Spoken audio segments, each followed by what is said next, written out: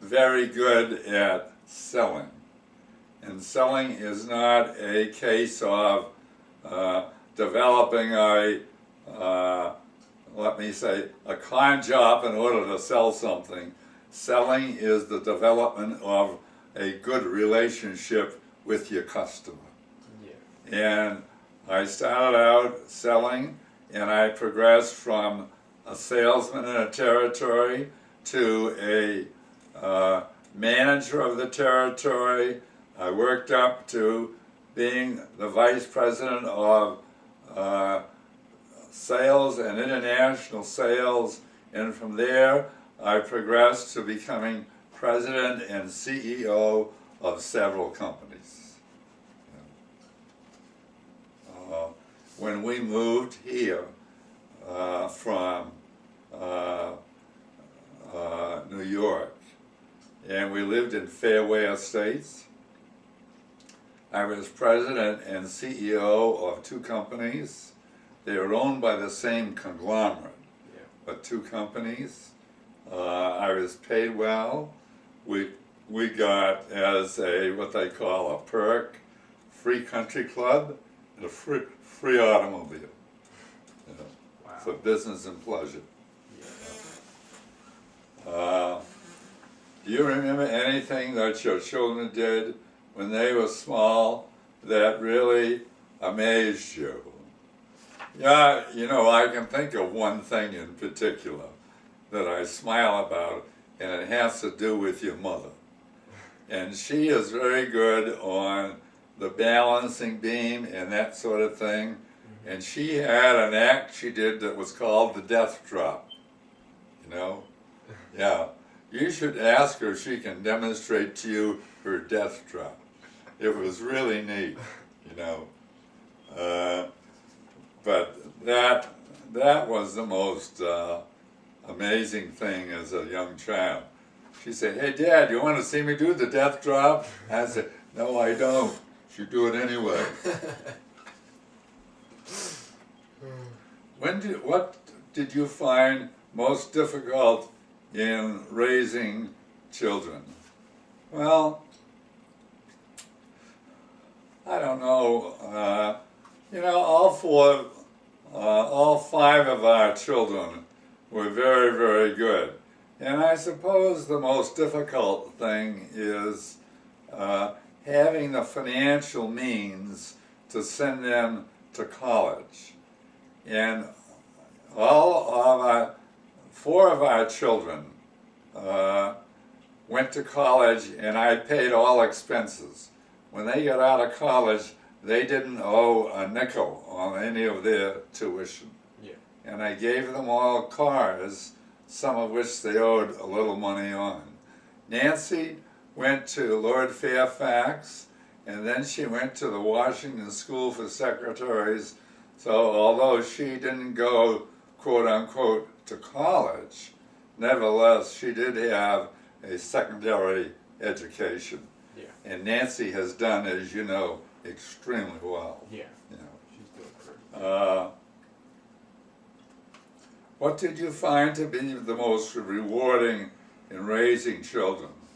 Well, they're just all great kids, and I guess it's just love of the family. They all have their own accomplishments.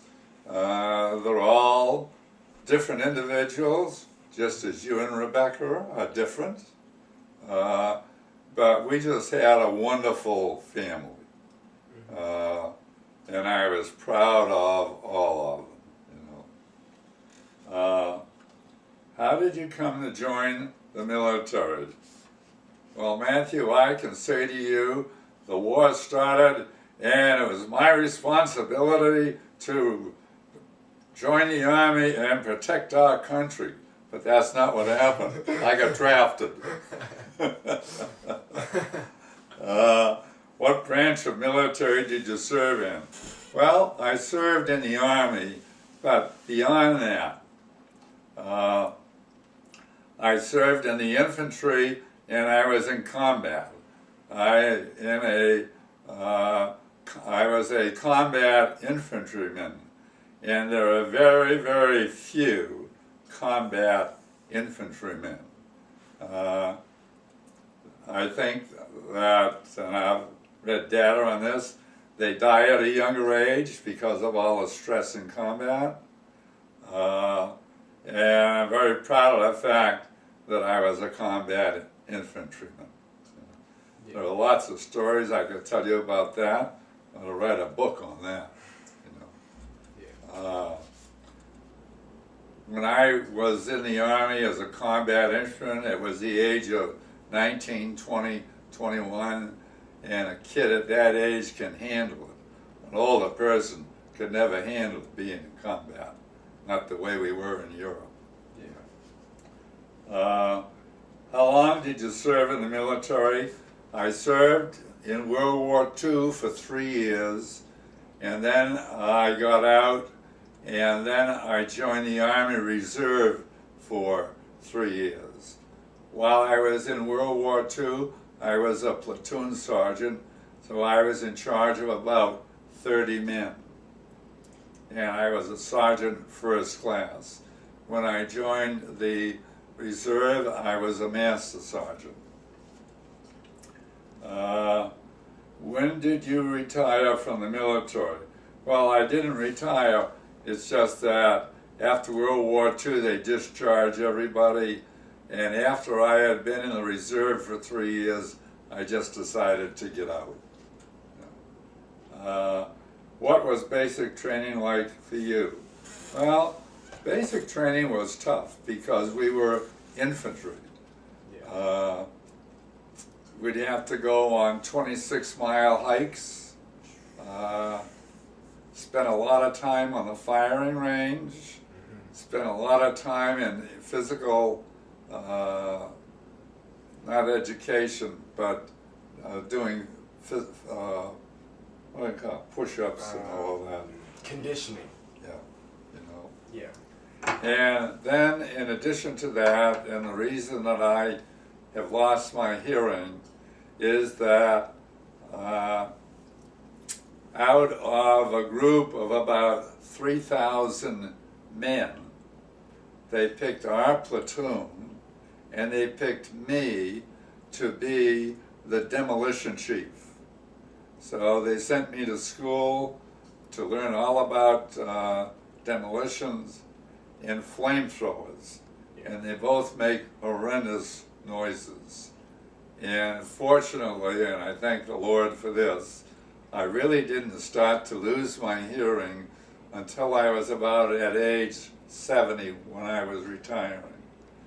But I did an awful lot of blowing up of minefields, pillboxes, dragon's teeth, which are a form of stopping tanks from being able to progress. They're big spikes, and you have to blow them up. And a lot of it was done in what was termed years ago as no man's land. Yeah. Before the infantry could attack, they had to make sure that the land they were going over was not a minefield. It was up to us to make sure, and if there was, we would clear the minefield. Very dangerous. Yeah. You know? But when you're young, it doesn't bother you, you know. Just another job to do. If I was 35 or 40 and they asked me to do that, I'd say, what are you, crazy? You know? Yeah. You understand where I'm coming from? Definitely. Yeah. It's a big difference. How many times were you promoted in the military? Well, I started out as a private and got promoted up to sergeant first class, which is next to the last highest rank. And then when I was in the reserve, I was promoted to being a master sergeant, which is the highest rank. And while I was in there, they put me in to become a second lieutenant. And my papers were in to become a second lieutenant at, coincidentally, the same time the Korean War started, and my enlistment